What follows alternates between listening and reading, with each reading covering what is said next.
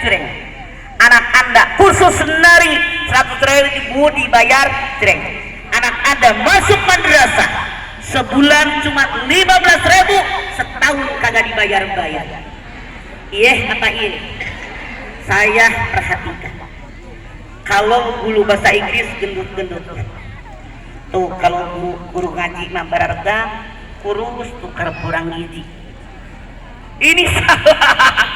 Kata Allah, Anda bukan orang takwa. Titik. 2. Mana tanda orang takwa? Kalau benar puasa kita kemarin berhasil, lihat tandanya yang kedua. Allah berfirman, wal kadhiminal ghaib, kendalikan hawa nafsu. Selamat pagi sedulur. Sekarang Allah ciptakan malaikat diberikan akal tanpa nafsu.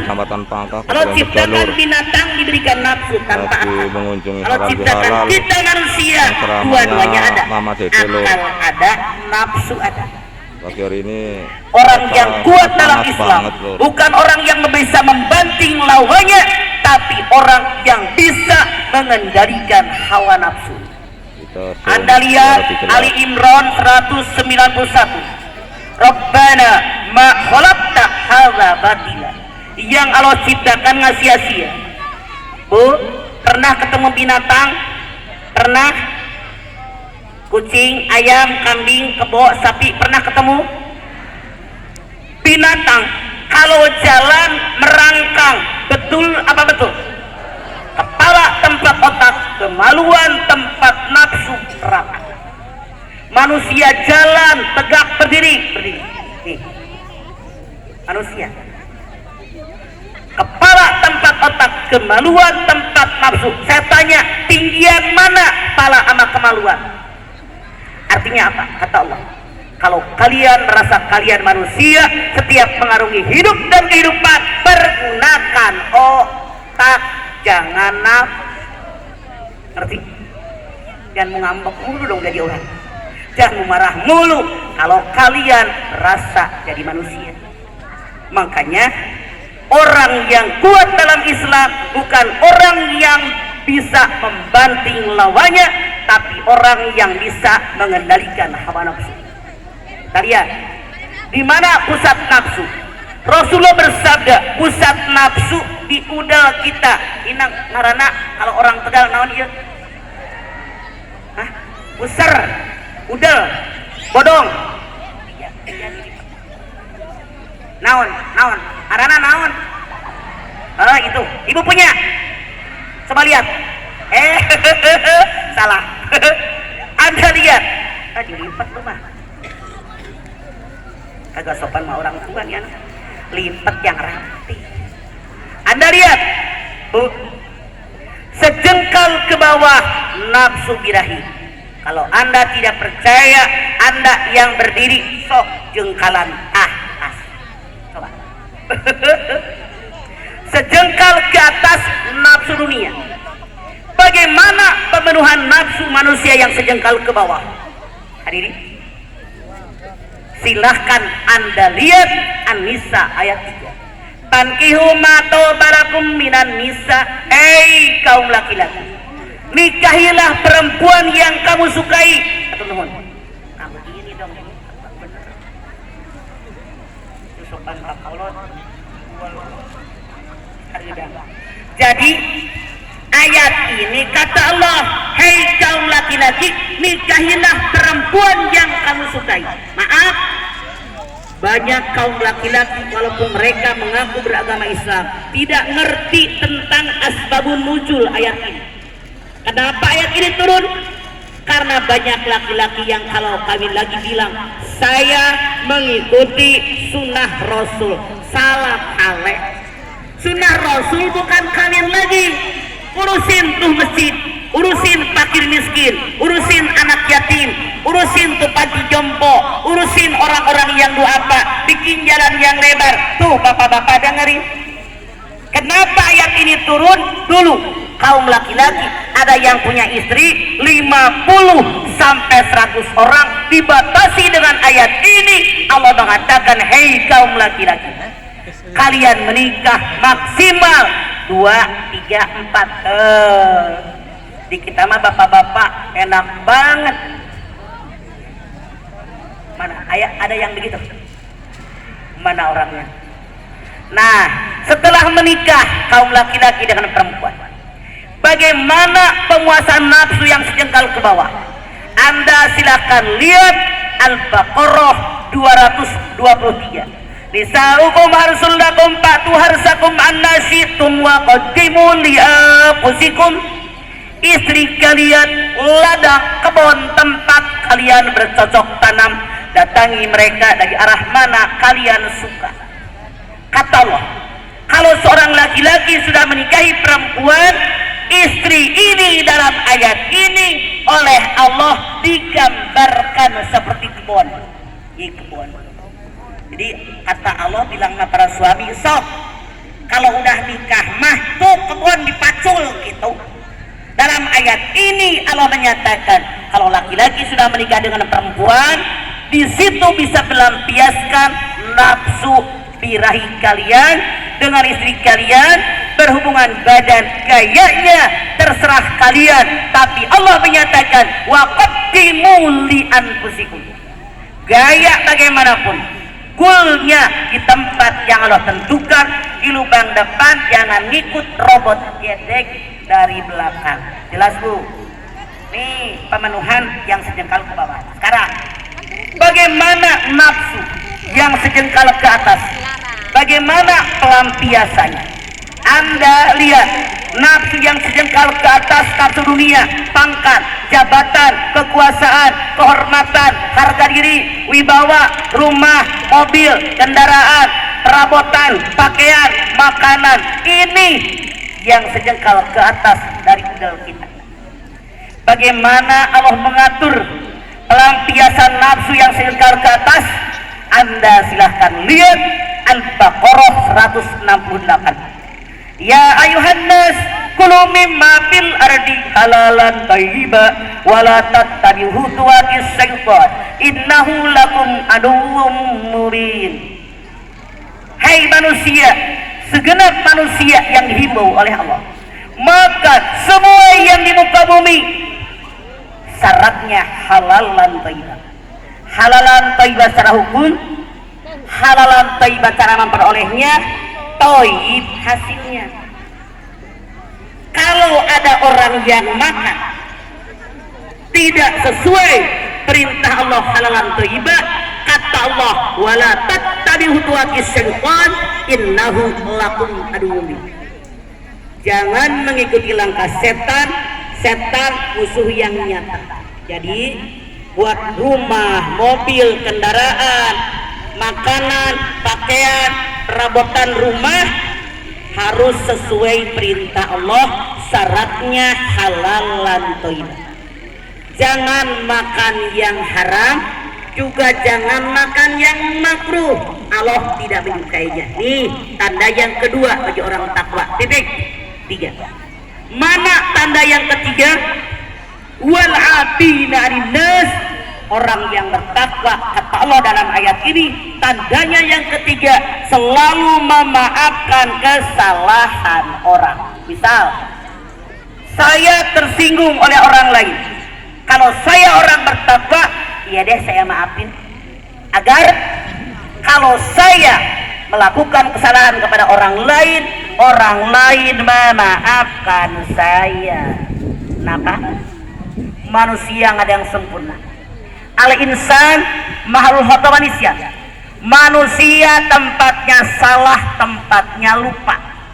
Makanya kalau teman kita, saudara kita, keluarga kita, tetangga kita ada yang berbuat salah, kalau kita orang bertakwa, maafkan kesalahan mereka, agar kalau kita berbuat salah kepada orang lain memaafkan kita. Jadi tandanya yang nomor 4 orang takwa ada nggak dalam diri kita? Wallahu yuhibbul muhsinin. Allah menyukai orang yang berbuat baik. Ada orang berbuat salah, dia sudah minta maaf, sudah kita maafkan, lalu kita berbuat baik kepada mereka. Oh, ibu di depan rumah ada mangga, metik mangga, bagi. Ibu jalan-jalan ke Bandung bawa tempe goreng, bagi. Ibu pergi ke Tegal dapat goreng tahu, bagi. Itu tanda orang takwa, Semoga kita benar-benar saat ini benar-benar menjadi orang yang takwa kepada Allah Subhanahu wa taala. Hadirin, dalam rangka apa kita berhalal bihalal? Bersilaturahim, bermaaf-maafan dalam rangka beridul fitri. Idul Fitri, betapa banyak para ulama mengartikan apa sih arti Idul Fitri. Satu, Id kembali. Fitri akar katanya putur. Putur ini berbuka sebulan suntuk di bulan Ramadan, siang tidak makan, tidak minum, tidak sampur. Masuk tanggal 1 bulan Syawal, silakan makan, silakan minum, silakan. Nah, halangan batur mana? Kadir. Sedikit lagi. Tenang Bu, udah dipinggirin. Oke.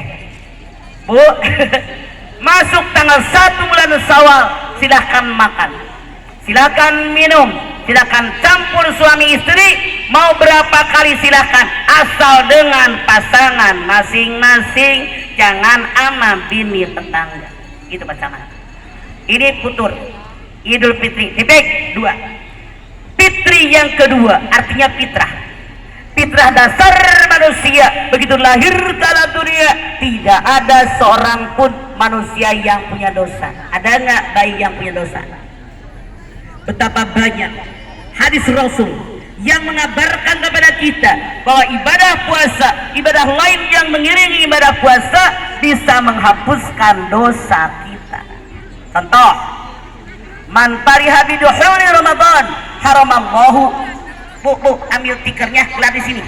Cepetan, ambil tiker gelar di sini. Ngalangin badanmu gede. Woi, cek, bukan cek. Mbak, ambil tiker gelar di sini cepetan, 2 detik. Anda lihat sekarang. Bu, contoh, Nabi mengatakan, man fariha biduhuli Ramadan, haramallahu jasadahu ala niron. Siapa yang senang, yang bahagia dengan masuknya bulan Ramadan, maka jasadnya haram tersentuh panasnya api neraka.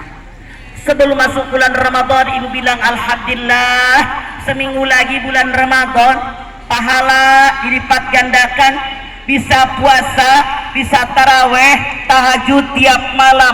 Anda senang, Rasul menjamin jasad kita haram tersentuh panasnya api neraka. Amin.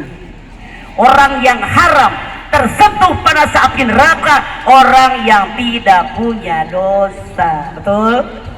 Titik 2. Hadis Nabi lain mengatakan, Ramadana awwaluhu rahmatun wa wasatu maghfiratun wa akhiruhu itkun minan niran. Ramadan awalnya rahmah, pertengahannya maghfirah ampunan, di ujungnya dijauhkan dari panasnya api neraka. Luar biasa.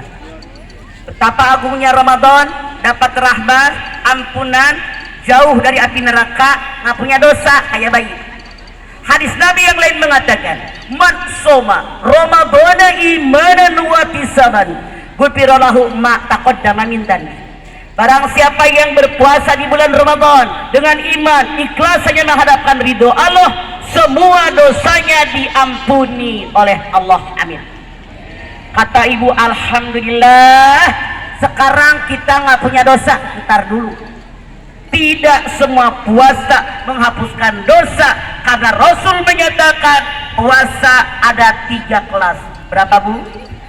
Yuk lihat puasa ibu kelas yang mana. 1, puasa umum, semua orang bisa mengerjakannya. Tandanya cuma 3. Tidak makan, tidak minum, tidak campur suami istri, cuma itu doang.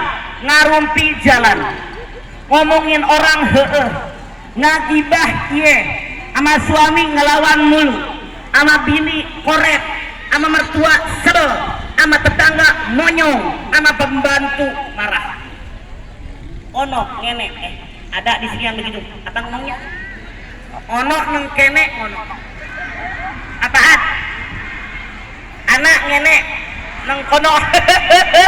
Ada yang begitu di sini? Mana orang yang ngaco? Ini puasa paling murah, tidak mendapatkan pahala. Rasul bersabda, kam min shaimin laisa lahu min siyamihi illa al-ju'i wal at. Berapa banyak orang yang berpuasa dan dia tidak mendapatkan pahala apapun kecuali hanya lapar dan haus doang. Titik.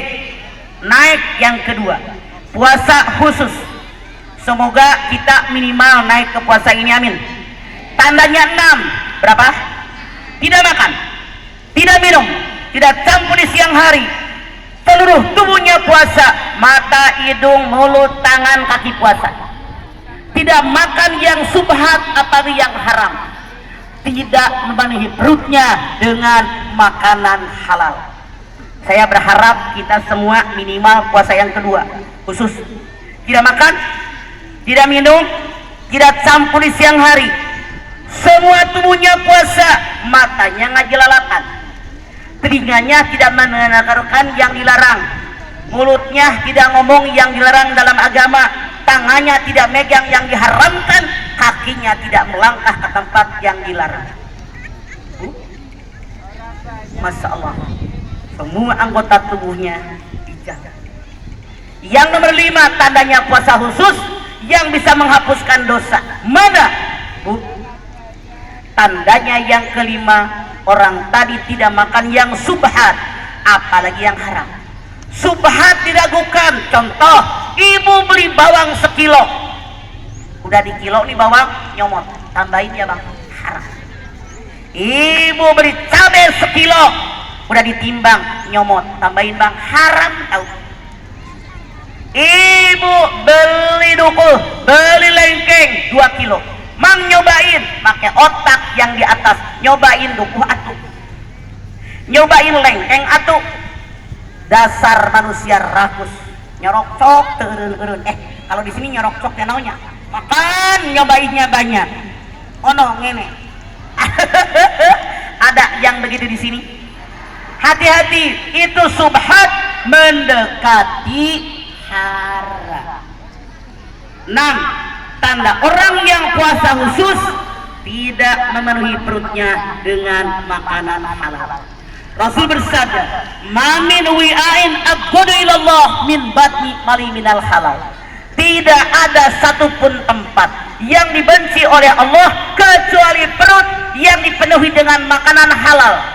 Duit punya saya, yang belanja saya, yang masak saya, yang nyiapkan di meja saya, yang makan saya. Kalau sampai kekenyangan, kemerkaan, kemelekeran, kepenuhan, ini dibenci oleh Allah. Rasul bersabda, jangan makan sebelum lapar, berarti makan sebelum kenyang. Rasul bersabda, perut yang ideal sepertiga makanan, sepertiga udara, sepertiga cairan. Ini mah kadang-kadang hari Minggu kondangan 4 rumah.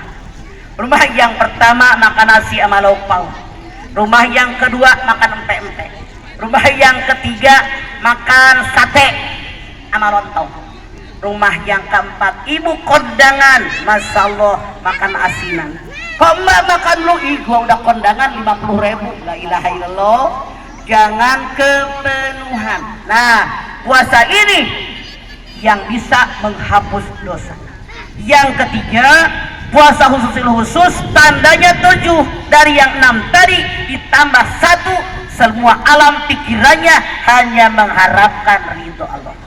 Kira-kira puasa kita kelas piro? 1 yang paling jelek, 2 yang bagus, yang ketiga yang istimewa. Kelas manakah puasa Anda? Kelas bareng. Bilang kelas 1 gua malu. Bilang kelas 2 bagaimana? Insya Allah kita melaksanakan puasa yang nomor 2, amin. Nenek tuh, ajakin duduk di sini depan tuh karunya. Kasihan. Kasih jalan, Cek. Gelarin tikernya, kasihan, Cek.